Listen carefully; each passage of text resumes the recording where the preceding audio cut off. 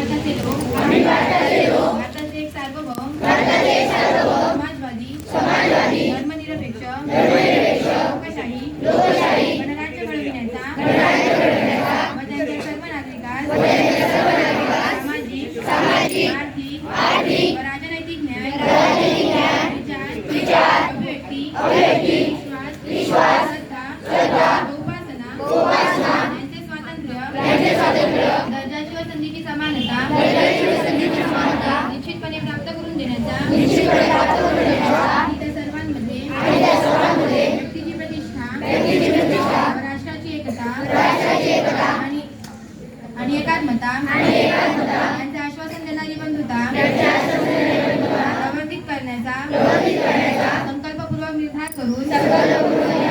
आमच्या संविधान सभेत आज दिनांक 26 नोव्हेंबर 1949 रोजी याद्वारे हे संविधान अंगीकृत आणि अधिनियमित करून स्वतः अर्पण करीत आहोत.